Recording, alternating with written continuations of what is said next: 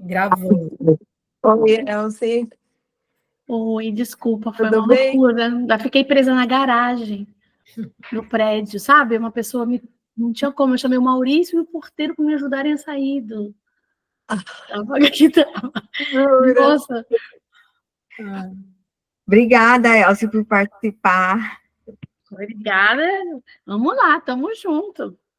Está gravando. A doutora Lúcia quer apresentar? Então, gente, hoje a gente tem o prazer de receber aqui uma querida que há muito tempo não aparecia aqui, que é a Cris. A Cris é infectologista, fez pós-graduação lá conosco. Não sei se todos que estão aqui conhecem, mas ela é muito querida. Então, a gente está feliz que ela voltou. E mais ainda por ter a Elze para discutir o caso dela, né? A Cris pediu a participação porque estava com o caso meio enrolado e que a Elze ia resolver. Então, vamos lá ouvir o caso. Fábio Marinho entrou, ó. Muito bem, Fabinho. Oi, Bem-vindo. Fábio, bem-vindo. Obrigada, doutora Lúcia, a todos. Estou aqui, hein? Muito bem, querido. Obrigada, Fábio. Tudo bem? Obrigada pela disponibilidade do horário de vocês e me ajudar nesse caso. É um caso do Emílio Ribas, é um paciente que foi internado, é um paciente jovem, masculino, 39 anos. Ele apresentou com ascite, elevação de enzimas hepáticas e colestáticas. É um paciente HSM, natural e procedente de São Paulo, casado, ensino médio completo, ele é analista fiscal, já trabalhou em McDonald's, metalúrgica, office boy, evangélico, reside em casa de alvenaria e a esposa é assistente social. A queixa principal dele foi uma tosse, febre e dor abdominal, diarreia, distensão abdominal, astenia e perda ponderal de 6 quilos nos últimos 30 dias da admissão.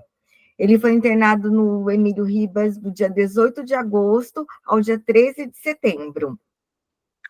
A história da doença atual, quando ele chegou no pronto-socorro, ele tinha uma tosse produtiva há mais ou menos 30 dias, ele evoluía com febre diária de 38 a 39 graus, já havia 21 dias, associada a uma dor abdominal e ascite há mais ou menos 15 dias. Ele vinha em piora do estado geral, com quadro de astenia e dispneia progressiva. Junto com esse quadro de tosse, febre e dor abdominal, ele também apresentou diarreia, com melhora, e atualmente estava com fezes pastosas. Tinha realmente perdido 6 quilos nos últimos 30 dias. Ele tinha procurado o doutor consulta, fez uso de azitromicina por 5 dias e cipro desde o dia 4 de agosto. E recebeu alta do doutor consulta com espironolactona, 50 miligramas desde o dia 8 de agosto, e foi admitido no dia 19 de agosto. A história, continuando a história da doença atual, tudo começou no dia 26 de julho, quando ele começou a ter calafrio, sudorese, diarreia, estava num período com maior intensidade maior incidência de dengue, e ele tinha evoluído com pioras, mialgia, cefaleia, dor retroocular e febre de 40 graus. Quando ele procurou o OBS, eles fizeram hipótese de dengue. Aí foi feito o teste rápido e o teste do rápido dengue veio negativo. Também fizeram um teste de Covid e influenza, pareciam sintomas flu-like. Ele teve alta com orientação de hidratação com soro de reposição oral e sintomáticos. Não teve melhora clínica e daí então ele procurou o doutor consulta, com a piora da distensão abdominal, da dor e diarreia. Procurou a UPA, a UPA o doutor consulta, e o doutor consulta também fez um ultrassom de abdômen, quando eles evidenciaram essa ascite, então eles deram alta para ele, como ele estava em um estado clínico estável, deram alta com espironolactona, e encaminhou ele para uma investigação ambulatorial, que ele procurasse um infecto ou um hepatologista. Ele agendou o hepatologista pelo doutor Consulta, e o doutor Consulta solicitou uma tomo de abdômen, e foi orientado, então, após a realização dessa tomo, a procurar um serviço de infecto. Então, ele procurou o pronto-socorro do Emílio Ribas para elucidação diagnóstica quando foi internado. De história pregressa, ele não tinha nenhuma comorbidade, nem alergias, nenhuma cirurgia, nenhuma internação prévia. Ele era previamente rígido. De usos de medicações de uso contínuo, ele falou que usava o omeprazol quando ele tinha um quadro de uma epigastralgia, um quadro dispéptico. De condições de hábitos de vida, ele era etilista desde os 18 anos, e antes da pandemia ele consumia apenas cerveja. Após a pandemia, ele começou a consumir 1 litro de cerveja e 3 doses de uísque 3 vezes por semana. E cessou o etilismo desde o dia quando ele iniciou o quadro clínico, dia 27 de julho. Ele também é tabagista desde os 18 anos de idade, com consumo de 20 cigarros por dia, em uma semana. E também tinha histórico de uso de cocaína entre 2005 e 2011, associado a cannabis. De história familiar, ele tem mãe hipertensa, pai diabético e também com hipertensão e doença coronariana. A esposa era assistente social e tinha histórico de contato com TB domiciliar, o pai, que tinha adoecido. No exame físico da admissão, no dia 18 de agosto, ele estava hemodinamicamente estável e estava febril. Tinha chegado com 39 graus um episódio. Tinha diurese, evacuações diárias, estava saturando 96 e estava com peso de 84 quilos. Na admissão, ele estava anictérico, estava com Glasgow de 15, estava com murmúrios vesiculares reduzidos em hemitórax esquerdo e estava com uma ascite moderada. E não tinha nenhum estigma de hepatopatia crônica. Não tinha esplenomegalia, não tinha spiders, não tinha eritema palmar. E nas extremidades tinha sem edema, só tinha umas placas hipercrômicas, sobretudo em membro inferior direito. Então, vamos parar um pouquinho, Cris? Tá. Volta o slide, por favor. E a gente vai deixar aí a história para alguém que quiser conferir alguma coisa.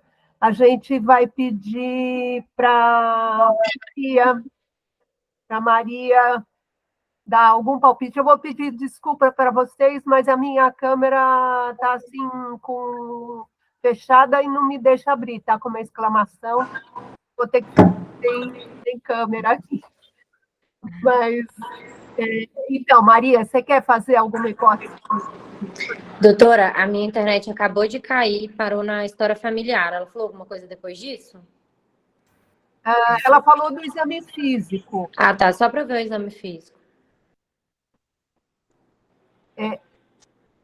Acho que não tinha assim nada muito marcante, né, Cris? A não ser que o paciente estava febril, estava crítico, de fato, mas não porque não tinha estigma de doença hepática. Outros sinais de hepatopatia crônica e só isso, assim, não tinha. Tá. Então, parece. Ele teve algum episódio de libação alcoólica, alguma coisa assim, antes de ter esses episódios? Não, ele só vinha em uso mesmo de uso diário de ingestão alcoólica, mas não tinha nenhum histórico de abuso mais demasiado. Era uso de álcool diário. Eu acho que inicialmente a gente tem que pensar em algo infeccioso para esse paciente, né? Que é um paciente que não tinha comorbidades antes e tá evoluindo com uma febre, com uma tosse produtiva.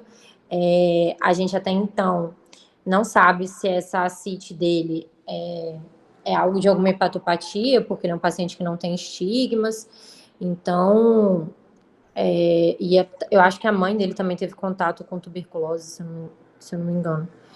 Mas a esposa era assistente social e ela tinha referido que o pai dela tinha adoecido em algum momento por tuberculose. Mas com o pai. Então, assim, tosse há mais de 3 semanas, né? A gente teria que investigar se ele tem tuberculose, mas eu acho que eu começaria inicialmente pedindo exames laboratoriais, até para a gente saber qual repercussão essa febre e essa tosse está causando nele. Claro, como ele tem uma ascite e algo agudo, eu pediria sorologia de hepatites virais, né? E acho que inicialmente isso. E você, de alguma forma, consegue juntar o quadro respiratório, com tosse, febre e com essa ascite? Oi, doutora, não entendi. Você consegue juntar o quadro respiratório dele, com tosse, com febre, com o aparecimento de ascite? Você tem alguma hipótese que junte? Olha, eu não descartaria a tuberculose ainda, né, desse paciente. A gente não sabe como é a análise desse líquido acítico. Então, eu pensaria em uma tuberculose. Uma tuberculose tanto pulmonar quanto peritoneal. Acho que assim, inicialmente, sem ver exame dele, sem nada, por a história e pelo contato, acredito que sim, assim.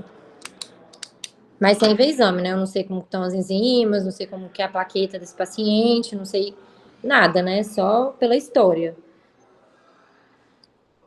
E aqui na história também fala que não fala o que falou no ultrassom além de ascite, né? Só falou que tinha ascite moderada, mas não fala se esse ultrassom foi com Doppler, como era o fígado. Falou só da ascite, né, pra gente. E que exames você gostaria de ver, assim, de primeira mão aí desse paciente? Eu acho que inicialmente exames laboratoriais, pra gente ver se esse paciente tem algum indício de uma hipertensão portal, ver o hemograma, né? Ele é um paciente que está tendo febre, está com uma tosse produtiva, está com uma diarreia. Então, a gente tem que ver como está o leuco desse paciente, se ele está com uma anemia. Ver a plaqueta também, ver as transaminases desse paciente, que a gente ainda não sabe. E eu pediria hepatites virais para ele também. E faria o BAR, né, da tuberculose também. Perfeito. Alguém quer completar alguma coisa? Posso falar? Claro. Opa, vou ficar também sem a câmera, tá bom? Sim. Tá bom, Mas não assim, tem problema. na propedêutica desse paciente, 2 coisas são importantes, eu acho. Primeira coisa é fazer uma paracentese diagnóstica nesse paciente. Fundamental fazer o gradiente, o GASA, e já na mesma punção fazer um ADA do líquido acítico para a gente ver se tem ou não tuberculose. Isso é uma coisa. A outra coisa é pensar em coisas que dão diarreia e que possam eventualmente estar causando doença respiratória junto. Não tem tanta coisa assim, mas tem que pensar em ciclo pulmonar, que não daria tanta de parasitose, mas que não daria tanta manifestação assim. Lembrar que ele tem um derrame pleural à esquerda, quando tem ascite, então não é aquele derrame pleural comunicante da ascite clássica do lado direito. Mas eu acho que dentro do diagnóstico diferencial, a gente precisaria fazer uma paracentese diagnóstica nesse paciente como propedêutica inicial. Eu diria até assim, hemograma, ok, TAP, mas assim, vamos puncionar esse paciente para saber o que ele tem no líquido acítico. Perfeito, de acordo. Elza, concorda com as observações do Fábio? Seu microfone está fechado. Absolutamente, concordo absolutamente. Eu sempre falo isso sempre com meus alunos. Falo, gente, está diante de uma CIT a esclarecer. Tá? Diagnóstico diferencial, tem uma história de alcoolismo que não há tantos anos, são 4 anos para cá, né, que é um pós-pandemia, sem estigma de doença hepática crônica, num paciente que tem febre, tem elevação de enzimas hepáticas, que tem essa diarreia aí no meio, mas com uma CIT e um derrame pleural. Então, a primeira coisa que a gente vai pensar, sem estigma de doença hepática crônica, se realmente a CIT ela é compatível com hipertensão portal ou sem hipertensão portal, porque a gente vai para raciocínios e para investigação de um jeito completamente diferente. Então, gasa sim para esse paciente agora. Isso. Vamos seguir. Então, vamos lá, Crisinha, o que você tem para nos mostrar? Outra coisa, gente, só uma observação aqui. Essa quantidade de álcool não é uma quantidade de álcool assim para pensar em cirrotização por álcool assim, não. Não acho que seja a quantidade. Elze, teu microfone. E nem tempo, né? Nem o tempo. Nem tempo, nem quantidade. As pessoas que consomem muito mais do que isso no final de semana. É verdade, é pouco tempo, né? Se ele continuar com esse ritmo, daqui a alguns anos ele teria, mas realmente é pouco para a gente pensar que ele já seja um cirrótico descompensado por álcool, né? Exato. Outras causas, aí a Maria sugeriu pesquisar, tá certo, mas do álcool é pouco mesmo. Então, a gente solicitou, pensando nessas hipóteses diagnósticas, a gente solicitou os exames. Ele já ele tinha trazido esses exames externos, que foi feito no doutor consulta e na UPA, né, a da dengue, as enzimas hepáticas, quando ele procurou a UPA, gama-GT de 316, fosfatase alcalina de 210, TGO de 80, TGP de 103, função renal normal, tinha o ultrassom com a CIT, não melhorando, foi procurar o doutor consulta, quando ele realizou essa tomografia e apresentou esse quadro de ascite moderada, e eles encaminharam para o especialista. Esses são os exames quando ele chegou no Emílio Ribas, no dia 18/8, tinha TGO, o normal é 59 do laboratório, veio com 170, TGP 172 para o normal de 50, bilirrubinas totais 0,9, 0,7 de direta, fosfatase alcalina 326 para o normal de 126, gama-GT 454 para o normal de 73, o AP-RNI de 1,22, albumina de 3,3, e os demais plaquetas 389.000, HB de 12, sem alterações de leucocitose ou alteração da função renal. Então, foi admitido no dia 18/8, e durante a internação ele ficou em abstinência, gama-GT chegou a 157, quando ele foi de alta no dia 19/9, quer dizer, no dia 13/9, ele já tinha 157, as transaminases ficaram normais, sem álcool, quando ele recebeu alta, 47, 57, nunca alterou as plaquetas, a função melhorou, o RNI manteve 73%, 26%, a albumina chegou a 2,8 com gama, na eletroforese 1,6 de gama, globulina, e a albumina de 3. E aí, então, normalizou as enzimas hepáticas, persistia com a CIT, e aí ele recebeu alta no dia 10/9, com um retorno ambulatorial. Desculpa, ele recebeu alta no dia 13/9, com o início de RIP, para continuar uma investigação ambulatorial. E aí, durante a internação, foram solicitadas sorologias de hepatite A, B e C. Ele já era imunizado para A, para B, já tinha também já era imune, C negativo. O FAM veio 1/80 nuclear pontilhado fino AC4B, C3 e C4 normais.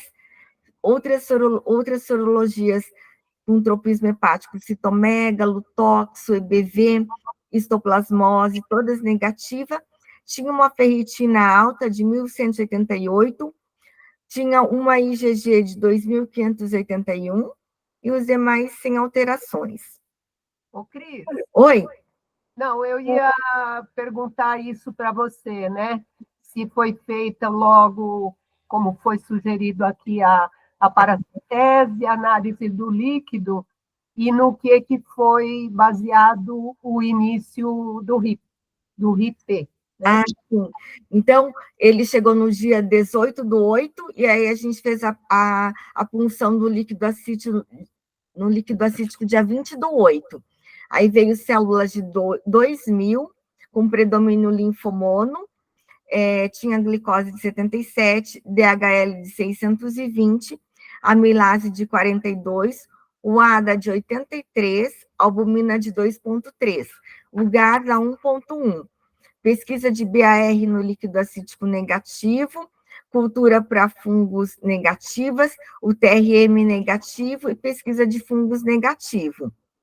Também foi feita a análise do líquido pleural, tinha um predomínio também linfomono, com ADA de 60, com a normalidade de 40, assim, o ADA no líquido acítico e do líquido pleural. Então, vamos perguntar para o Fábio. Fábio, você que quer fazer essa função logo para saber o que a gente ia encontrar nesse líquido, qual seria a sua impressão dessas funções aí de líquido acítico e pleural? Então, eu acho, na minha vivência aqui, a ADA acima de 40, não sei qual é o cutoff que se utiliza, que vocês utilizam, mas a ADA acima de 40 é fortemente sugestivo de tuberculose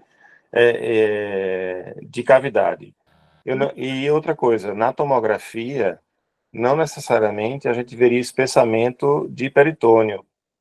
A gente ocasionalmente vê espessamento de peritônio, que seria aqueles implantes em pingo de vela, né, na ressonância magnética contrastada, e com o radiologista buscando alguma coisa específica, né? Não é uma coisa assim que venha no laudo sem provocação.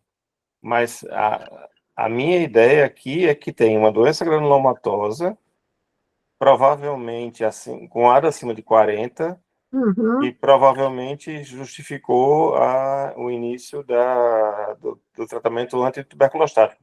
Eu tinha um professor aqui, eu moro em Recife, então Recife é uma cidade extremamente tuberculósica. Ele sempre dizia que a gente precisa pensar tuberculosicamente. E nesse caso aqui eu pensei tuberculosicamente. De fato, me parece o que melhor se encaixa aí no quadro clínico. É verdade, a tomografia chamava atenção mesmo, esse espessamento do peritônio, esqueci de falar. Eu concordo com você também, Fábio. Eu acho que com esse líquido de acite, com esse quadro clínico que ele apresentava, né? Eu acho que aqui é bem sugestivo. O Gaza dele bateu na trave ali, né? Foi assim, No limite, né? no limite. Ele tem uma proteína alta, né, de 5,6 no Pois é. acítico. Não é hipertensão portal. Eu acho que não. E um DHL alto, e eu concordo com você. Eu acharia que esse líquido de acite é compatível com TB. Né? E mesmo sendo BAR negativo.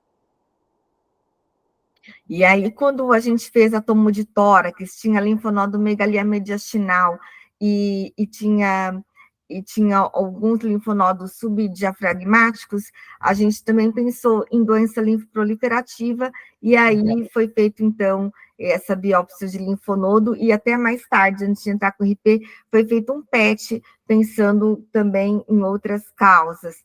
Aí veio como pleurite crônica, e o linfonodo veio linfadenite crônica granulomatosa, mas a pesquisa de BAR É negativo. Eu queria provocar aqui uma hipótese. Vocês chegaram a pensar em sarcoidose? Sim, foi pensado em sarcoidose, tanto que a gente demorou para entrar com RIP, porque a hipótese depois que ficou também como possível, era sarcoidose, por conta dos linfonodos mediastinais, e aí a gente chamou a pneumo para avaliação, também que Oi, eles... Cris. Oi? É o Josias. O Josias também está aqui, o Josias trabalha comigo na enfermaria, o Josias pode falar o Tá seu meio escuro aqui. por favor. Josias. Então, na discussão com a patologista, inclusive, ela achou que o granuloma da lâmina não era tão compatível com tuberculose. Ela não, assim, deu com muita certeza, mas achou que tivesse mais um jeito de sarcoidose mesmo, esse granuloma do linfonodo. É outra possibilidade, porque é caseoso versus não caseoso, né? Sim, Acho que e a gente fez Gama também entrou aí agora, ó. Pode falar, Josias. Opa. Assim, também foi feito o teste rápido molecular da biópsia do linfonodo e da pleura, também negativo. Então, todos os materiais vieram negativos para, pelo menos nas pesquisas de PCR, e também, se eu não me engano, a gente até chegou a fazer imunistoquímica também, no linfonodo. Ah, tem aqui. Isso. Olha aí. Então, a imunistoquímica do líquido acítico veio como padrão imunistoquímico compatível com um quadro inflamatório. Uhum. E do citopatológico do líquido acítico veio negativo para células neoplásicas, do líquido pleural também veio negativo para células neoplásicas, e a da pleura veio também, pesquisa de BAR, fungos negativo. Mas também a imunistoquímica não foi conclusiva para tuberculose. Tinha dosagem de enzima de conversão? Não, esse a gente não conseguiu fazer a dosagem. Não tinha. Mas eu acho que é esse mesmo o diagnóstico diferencial aqui, né? Com esse quadro, não estamos conseguindo achar bacilo em lugar nenhum, e o quadro poderia mesmo ser um quadro de sarcoidose, né? E ele tinha um padrão colestático também, hepático, né? Que poderia ser compatível com o predomínio de enzimas canaliculares, enfim. E, assim, também não tinha acometimento do parênquima pulmonar, então era derrame pleural e peritônio. Então, no PET, acho que a Cris vai mostrar um pouquinho depois, o que derrame realmente... à esquerda, né, Josias? À esquerda, isso, exato. Isso. Que não é o tradicional da gente ver na CIT. Exatamente. Esses são os exames de imagem. A tomo de tórax na chegada com derrame pleural à esquerda. Fizeram também tomo de pescoço por conta... tinha uns linfonodos megalíticos reacionais, mas não foi evidenciado na imagem de pescoço. A tomo de abdômen com esse espessamento peritoneal. Aí foi, então, pensado em sarcoidose, doença linfoproliferativa, quando ele realizou o PET scan, que também não foi conclusivo para neoplasias. E aí, a gente ficou como hipótese principal sarcoidose e tuberculose, e aí, até ele receber alta, a gente não entrou com RIP, aguardando uma avaliação da pneumo, né, que eles também, eles acabaram achando que... também excluíram pela pneumo, eles colocavam que essa presença de sarcoidose com granuloma não caseoso em AP de linfonodo podia ser sarcoidose, mas com a comprometimento linfonodal não característico, e tinha serosite, derrame pleural ascite, que não eram comuns com quadro de sarcoidose pela avaliação da pneumo. Eu posso provocar a Elze? Por favor, ela está aqui para ser provocada. Pode, claro. Elze, vamos lá. Tinha um fã, 1/80, título baixinho, padrão 4B. Isso para você vale alguma coisa ou não? Então, a gente avalia o fã diversos panoramas, né? O FAM pontilhado fino é um FAM que, em títulos mais elevados, ele tem, vamos dizer assim, uma importância para a autoimunidade. Em títulos baixos, ele não tem tanta importância. Você vai ver em que cenário você está. Então, aqui, nesse caso, que eles dividiram agora em 4A e 4B, mas não faz tanta diferença assim. É um pontilhado fino. Se fosse o fino denso, ele não tem relação nenhuma com a autoimunidade. O pontilhado fino em títulos mais altos, sim. Mas, nesse contexto dessa doença inflamatória, então, a gente sabe que o FAM ele pode ser estimulado por medicamento. O FAM ele pode ser estimulado também em doenças virais. Então, esse é um FAM que, para mim, ele não tem uma importância grande dentro desse quadro desse paciente. Eu concordo com você, eu só estava querendo provocar você um pouquinho. E outra coisa, no PET, quando você faz um PET, você usa FDG, né? Então, o FDG pode captar com inflamação, né? Na verdade, você está buscando uma neoplasia, mas você tem hipercaptação em paciente com apenas inflamação, né? Então, o PET nem sempre ajuda, às vezes atrapalha mais que ajuda. Imagino que todo mundo está concordando que até agora a nossa hipótese principal é uma tuberculose peritoneal, né, gente? Eu acredito que sim. Estamos concordando, mas já estamos pensando no diagnóstico diferente. Lógico. Achamos que está perfeitamente correto iniciar uma terapia para TB e avaliar como é que esse paciente vai evoluir, né? Eu acho que todo mundo concordou aqui, né, Cris, com a conduta de vocês. Sim. E estamos esperando você nos contar o que aconteceu com o tratamento da TB. A gente até, quando ele teve essa apresentação de alteração de enzimas hepáticas, se a gente pudesse fazer uma biópsia hepática para a gente ter mais uma outra evidência. Mas a cirurgia geral, ela falou que, como já tinha biopsiado o linfonodo torácico, que não tinha necessidade de fazer uma nova biópsia, e que seria mais a favor de fazer uma prova terapêutica também. E assim, a gente, então, iniciou o tratamento de prova terapêutica, ele conseguiu até fazer endoscopia para avaliar se tinha algum outro acometimento, só tinha uma esofagite, uma bubododenite, fez uma elastografia que tinha um F1, não tinha doença hepática avançada, pelo tempo de exposição de álcool mesmo, bateu, né?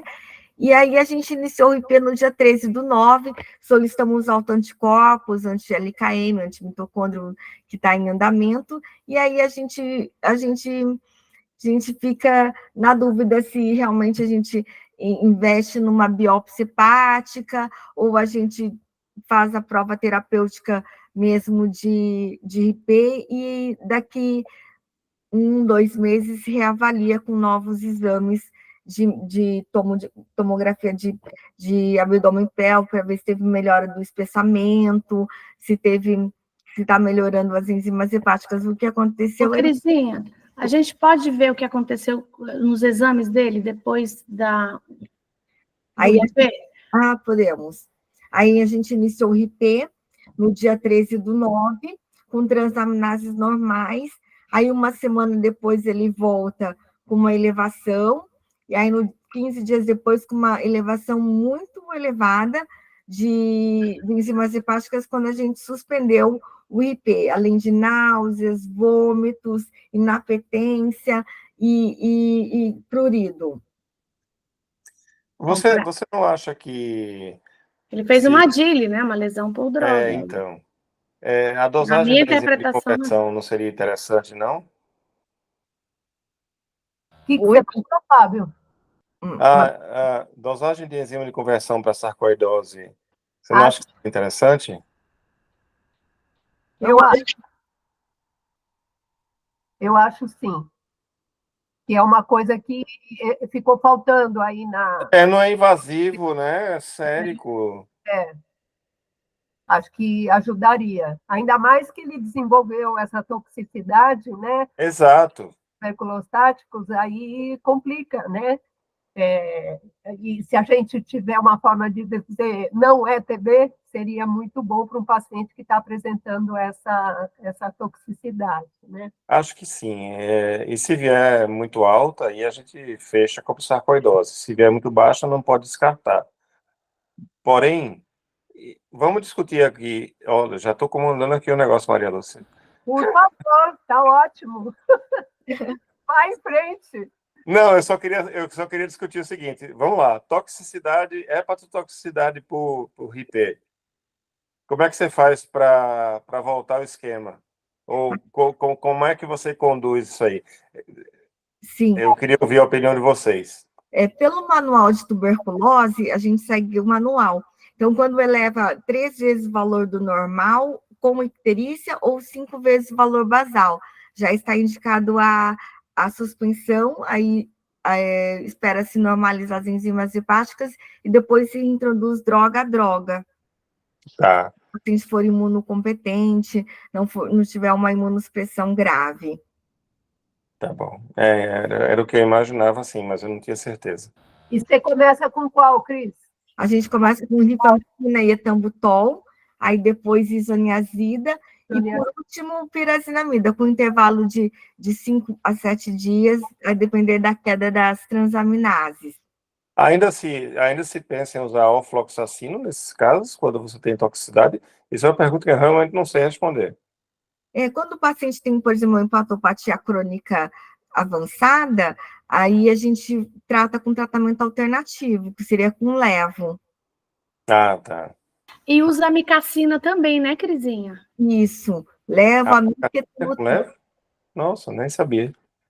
Faz 3 vezes por semana, não é isso, Cris? Isso. Quer falar também, Josias?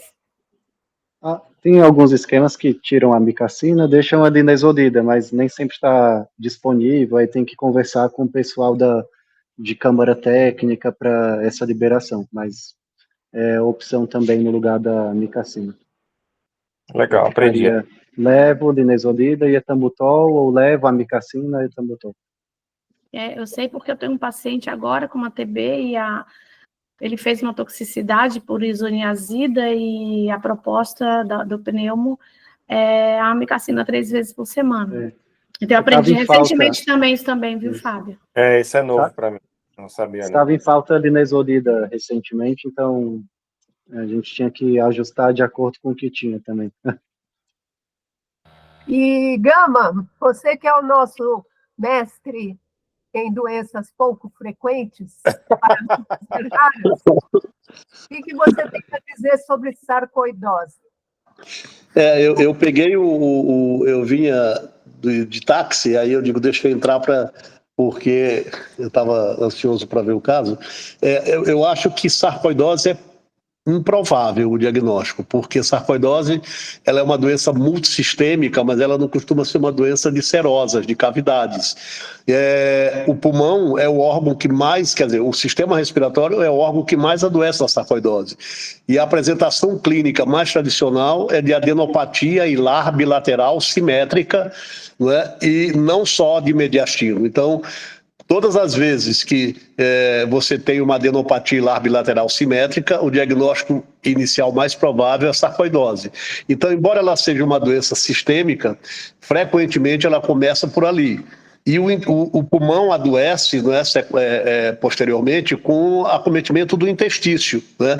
O parênquima é poupado, o intestício é envolvido, mas as cavidades serosas não são sítios comuns de sarcoidose. Né? E aí a gente teria uma apresentação muito rica, não é, além desse envolvimento habitual respiratório, porque como as doenças multissistêmicas, ela também é eritema nodoso, é uveíte, é hepatosplenomegalia, com ou sem hipertensão portal, com esse padrão aí colestático, que me parece que é o que ela mais tinha antes, né? Por isso que eu acho que talvez a biópsia hepática seja essencial para conduzir aí e definir melhor esse paciente que, a princípio, parecia ser uma tuberculose, porque tinha tudo para ser tuberculose, né? Derrame pleural, derrame pericárdico, linfonodomegalia, ADA, não é, acima de 60 ou em torno de 60, um líquido pleural que era o exudato, um líquido acítico que era o exudato com 5 de proteína. Então, mas assim, eu acho que sarcoidose é um diagnóstico que fica menos provável, na minha impressão inicial, assim, dos diagnósticos diferenciais. Porque é uma doença, nesse caso aqui, é uma doença muito de serosas, né? Derrame pleural, ascite, enfim. Então, eu acho que a sarcoidose... E a hora que o patologista também, né, com experiência, vê o granuloma sarcoide, ele é muito diferente, não é, tem características que da distribuição dos linfócitos, que são mais frouxos, enfim. Tem patologistas que olham e falam, aquilo ali é granuloma sarcoide, né? E a biópsia de peritônio? Eu acho que a biópsia de peritônio ajuda também aí, não é, a definir esse diagnóstico. Eu acho que fígado, porque tem lesão enzimática desde o início, caso, se eu não me engano, e tem o peritônio aí com esse espessamento de peritônio, eu acho que as duas coisas, né, ajudariam a levar ao diagnóstico. E eu não sei, mas aí uma pergunta para a Cris e para o Josias, não é? E a cultura do líquido pleural e do líquido pericárdio? Acho que deu negativo, né? Por enquanto está negativa, que demora... Mas demora, não é? Demora uns 60 dias, não é? Porque seria um... E o PPD, ele tem PPD? Ele tem PPD é baixo. 10. Pois é, a sarcoidose é uma doença que classicamente na sua atividade ela faz alergia ao PPD. Ela é uma doença que ela leva, não é, os testes de imunidade celular tão deficitários, né, nos pacientes, e quando você cura a sarcoidose, o PPD tende a reativar, né? Isso é uma coisa interessante. Então, 10 de PPD eu acho que mais um fator que fala contra a sarcoidose, né? Eu queria considerar duas coisas aqui. Eu queria considerar fazer a dosagem da enzima de conversão. Sim, sim.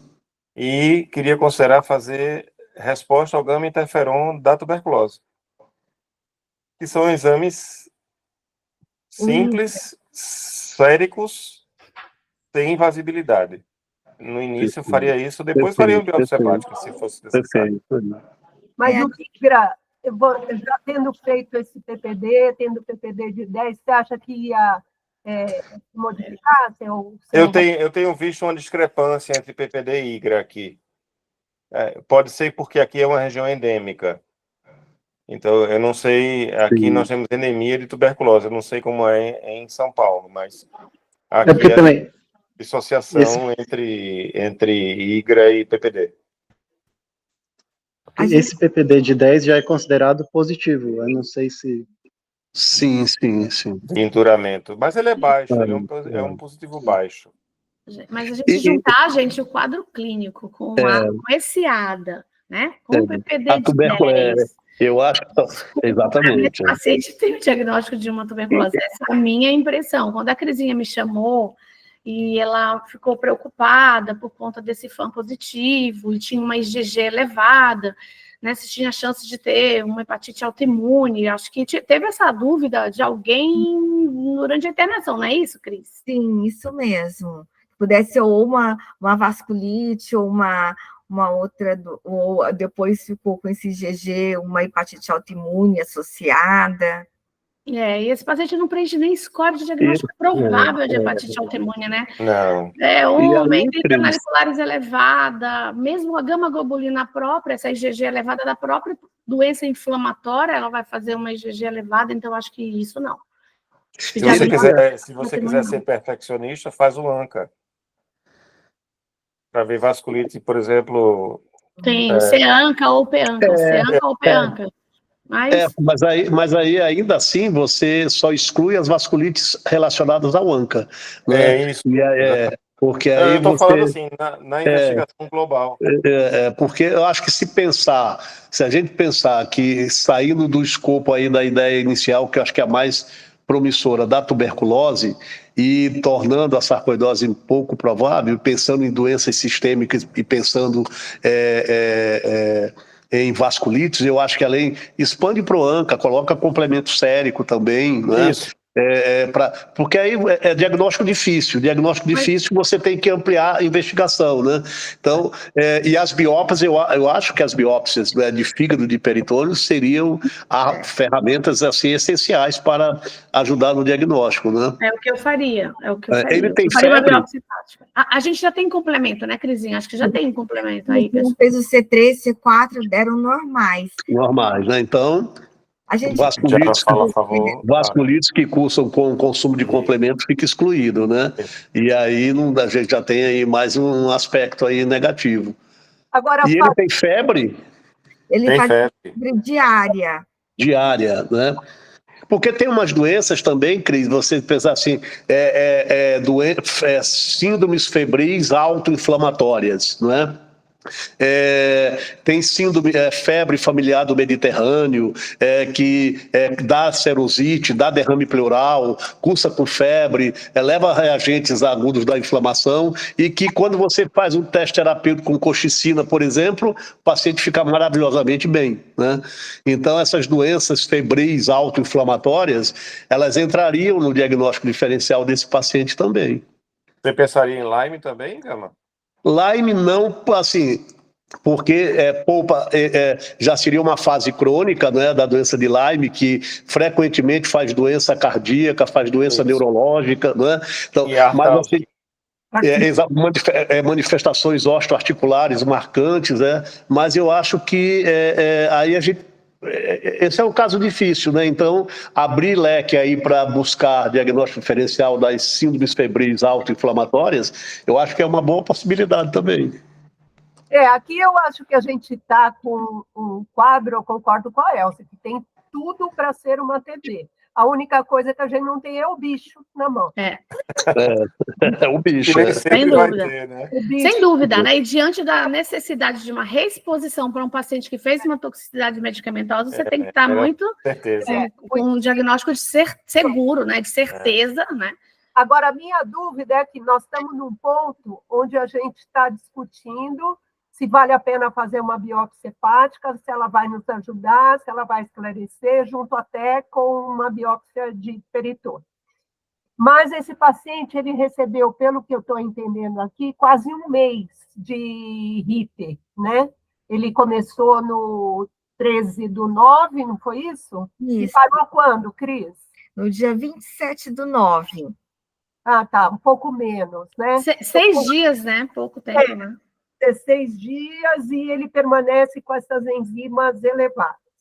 A minha dúvida é se uma biópsia hepática agora, no meio desta confusão, né, dele ter tomado aí mais de 2 semanas de tuberculostático, de estar com enzimas bem alteradas por conta de uma possível toxicidade. Será que a gente vai ter elementos diagnósticos nessa biópsia hepática? Eu acho que a gente tem mais... Eu acho que vai ter até confundidor. Exatamente. Tem mais coisas não invasivas a fazer nessa biópsia. Sim. Eu acho isso é verdade. Pode confundir realmente agora. E a biópsia do peritônio, a cirurgia geral não quis biopsiar, porque falou que já tinha a biópsia do mediastino, do gânglio mediastinal, então não ia acrescentar muito. Daí Só vou te interromper, Crisinha. Eu vou abrir meu coração, né? Eu fico pensando, os cirurgiões, muitos, eles têm uma resistência muito grande à biópsia de peritônio. Eu não sei se é uma experiência minha. Não, de onde eu passei. Eu acho que quando você tem uma dúvida de um processo neoplásico, ok, porque é uma chance de você disseminar mais ainda aquela doença. Mas quando a gente tem um quadro inflamatório, que a hipótese aqui é inflamatório, né? Com todos os exames que já tivemos até agora, por que essa resistência é tão grande, né, numa biópsia de peritônio? Eu fico, não sei se, nossa, só tem clínico aqui discutido, mas vocês também têm essa experiência? Né? Impressionante. Impressionante, porque aqui, no caso, seria muito... O fator confundidor seria menor, né, gente? E a gente aprende isso até no passo a passo da nossa investigação diante de uma CIT peritoneal, porque a causa dessa CIT é peritoneal. Exato. Você faria biópsia, Gama? biópsia e faria do fígado do peritônio. Eu estou buscando o diagnóstico, então eu estou num caso de difícil diagnóstico, eu tenho essas duas possibilidades, eu faria. Eu não. Eu tenho dúvida com a biópsia do fígado, se ela vai ajudar. Do peritônio, eu acho que faria. Mas e é simples, né? Eu não sei porque eu faria do peritônio e aguardaria para ver se eu precisaria fazer a de fígado, porque a experiência que eu tive, né, Lúcia, agora há pouco tempo, com esse meu caso de TB, veio com uma hepatite de interface muito acentuada, que eu não sei se foi a droga que empurrou uma autoimune like, ainda tem isso, mas às vezes vai só confundir, mas o de peritônio eu acho que é fundamental, eu acho que vocês teriam que rediscutir com os cirurgiões, é minha opinião. Ele não tem, vai fazer? além de febre, ele não tem outros sintomas associados, não tem outras queixas, não tem poliartralgia, nada, né? Ferritina muito elevada. Tem ferritina muito bem elevada. A ferritina de quanto? 1.800. 1.800? E tem, porque assim, tem uma coisa que a gente tem que lembrar também, né? Ele tem, porque tem a síndrome de Still do adulto, ela é uma síndrome febril crônica de hiperferritinemia, de manifestações sistêmicas com linfonodomegalia, hepatosplenomegalia, e a gente fica procurando ali doença, né, granulomatosa, enfim, e aí a gente se depara depois com, né, uma doença reumatológica desse porte, que é uma forma de reumatismo com envolvimento sistêmico. Então, eu acho que tem vários... Eu acho que se a gente perder o diagnóstico da tuberculose, a gente tem um grau de dificuldade maior de chegar nesse diagnóstico, e a gente tem que começar a olhar esse paciente, né, abrir caixinhas aqui e pensar assim, vamos pensar aqui em doenças da reumatologia de difícil diagnóstico, nas síndromes febris autoinflamatórias e descartando os diagnósticos, porque são diagnósticos difíceis que demandam muitos meses até para a definição do diagnóstico, né? Então a gente fica achando que essa ferritina de 1.800 é só uma resposta inflamatória ao que ele tem, mas quando a gente olha, por exemplo, para doença de Still, o único marcador efetivo é a ferritina muito elevada, às vezes não tem o reumatismo articular e tem essas manifestações sistêmicas que acompanham aí esses pacientes, né? Inclusive pode ter envolvimento de serosa, né? Eu só não sei se faz esse espessamento que tem aí na tomografia do peritônio, enfim. Mas ele não tem hepatospleno não, viu, Gama? Não tem hepatospleno? Não tem. Então mas eu acho... Não tem? Tem algum exame, Cris? O básico não estava aumentado? Ele tinha o fígado um pouco aumentado. Só. E, Cris, e o comportamento da febre dele no dia a dia, vocês têm, assim, no surto de febre, ele faz alguma outra, tem exantema, tem alguma coisa cutânea associada, ou é só febre naquele cotidiano ali de 38 graus, enfim, ou ele tem algum comportamento específico? Não, era febre diária, e que depois, quase uma semana antes de receber alta, sumiu. Sumiu, né? Tá. Eu falo porque na doença de Still... Sumiu porque ele respondeu a 7 dias de tratamento da TB. Da TB. E depois voltou... Não, ainda estava sem tratamento. Estava sem tratamento. Então tá. E depois a febre voltou? A febre até o momento não voltou. Ah, tá. Sumiu. Então curamos a febre, não curamos a doença. Mas eu acho que o diagnóstico é um desafio assim para ao final do diagnóstico ser gratificante, né? E eu fiquei curioso agora para saber o resultado desse caso aqui. Da cultura, né? De repente a cultura vem salvar, né? Exatamente. A cultura está correndo, não cresceu nada, mas daqui a pouco vem lá a tuberculose. E aí fechou o diagnóstico. Mas enquanto ela não chega, eu acho que uma ou as duas biópsias vão contribuir bastante. Ai, obrigada. Alguém tem mais alguma sugestão? Acho que foi bem interessante. Então, vamos tentar resumir aqui o que a gente achou que deve fazer, né? A gente achou que deve complementar essa propedêutica aí com enzima conversora da angiotensina, com de peritônio, eventualmente considerar até uma biópsia hepática. A gente acha que está bem claro que ele fez uma toxicidade ao esquema convencional tratamento da TB, então vocês vão conduzir, como a Crisinha comentou, né? Esperar essas enzimas baixarem, depois entrar droga uma a uma, começando com a rifampicina, terminando com a isoniazida, e observar a evolução.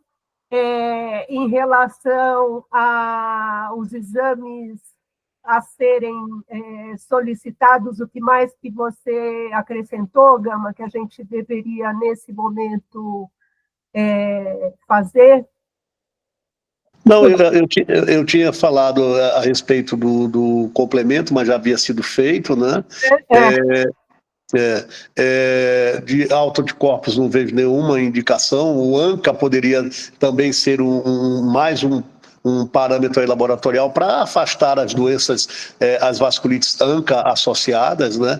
E essas vasculites que são ANCA associadas não são consumidoras de complemento, então complemento normal não excluiria elas, então acho que vale a pena também, mas eu apostaria na biópsia, e eu ficaria ansioso e faria peritônio e fígado. Você convenceu o cirurgião a fazer peritônio e fígado. Não, é mais do peritônio e vai dar bom. A gente, quanto ao IGRA que vocês estão falando, a gente até viu numa revisão o IGRA, eles têm alguns estudos fazendo IGRA no líquido acítico, mas nada de validação, assim, não foi nada conclusivo. Então... Se você entra com catéter, com trocáter e vê aquele clássico pingo de vela no peritônio, aí fechou o diagnóstico. Acabou, né, Fábio? Não precisa nem biopsia. Fechou o diagnóstico. Fechou o diagnóstico. Tem uma laparoscopia e olhar, né? Né? Vocês acham que valeria fazer?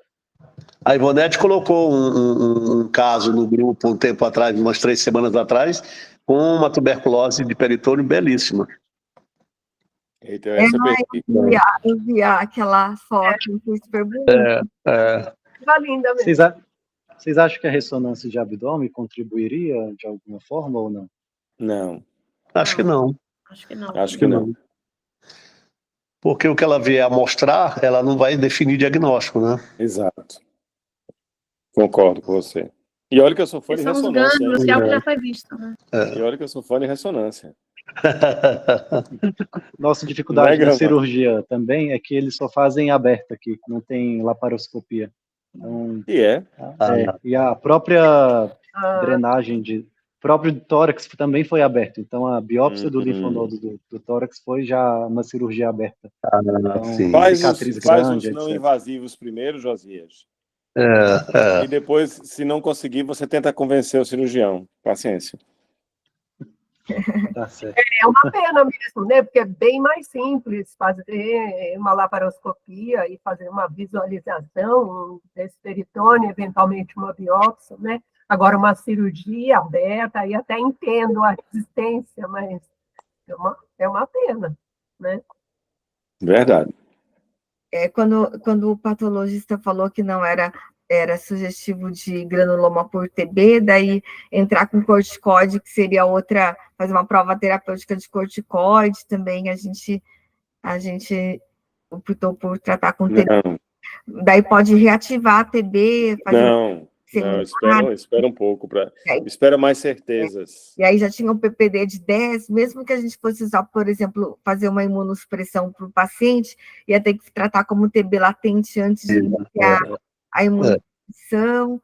E aí a gente esperaria mais certezas. Daí a gente ficou muito ter que tratar a TB primeiro de forma.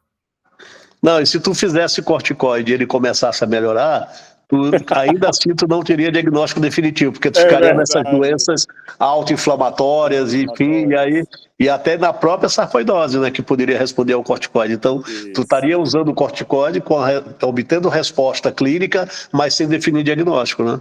Ia ser pior.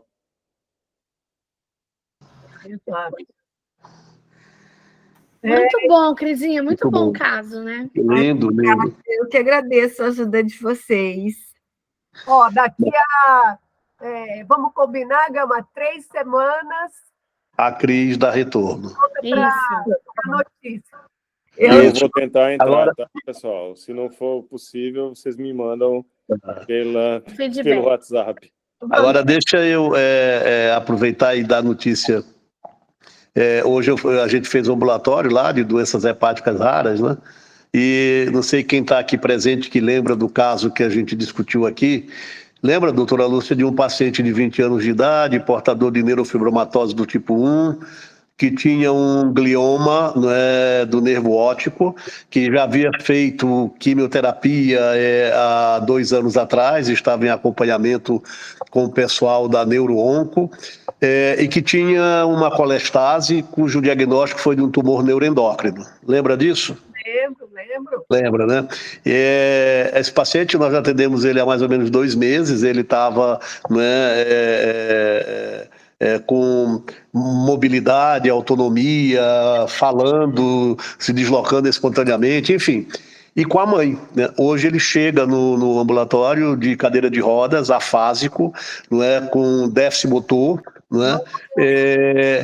O glioma do nervo óptico cresceu de tal modo, né, que comprime hipotálamo, invade, faz compressão cerebral, né, uma coisa assim, um tumor de proporções assim absurdas, né? Aí na cadeira de rodas, né, os pais lá pedindo ajuda, e a gente sem saber para onde caminhar, como encaminhar, enfim. Mas veja a evolução, né, de 2 meses, né? Aquele tumor neuroendócrino, entendeu, que está ali esperando a avaliação se faz ampulectomia ou cirurgia de Whipple, provavelmente não vai fazer mais nenhuma coisa nem outra, né? O glioma de nervo óptico triplicou de tamanho e ele está lá numa cadeira de rodas, com déficit motor, enfim, uma coisa muito triste. Ô Gama. Oi. Essa é aquela doença de von Recklinghausen? Von Recklinghausen, Isso. Nós trouxemos ele aqui para discussão porque ele tinha uma colestase, né, em evolução, e nos exames de imagem havia uma lesão ali na região da ampola de Vater. Ele fez uma CPRE, a CPRE, né, fez a biópsia, e histologicamente ele tem marcadores para tumor neuroendócrino, cromogranina A, né, Ki67, enfim. E aí a gente fez uma revisão até a respeito de tumores neuroendócrinos com neurofibromatose, enfim, há uma associação que é descrita na literatura, e a discussão era o que fazer. Mas ele já tinha esse glioma de nervo óptico, que ele já estava em tratamento, né, fazendo quimioterapia, e agora estava numa fase de avaliação pós-quimioterapia, e 2 meses depois a gente se surpreende com o garoto horrível. Prognóstico, né? Muito ruim. Péssimo. Mas enfim. Que triste. Triste. E a gente todo empolgado com a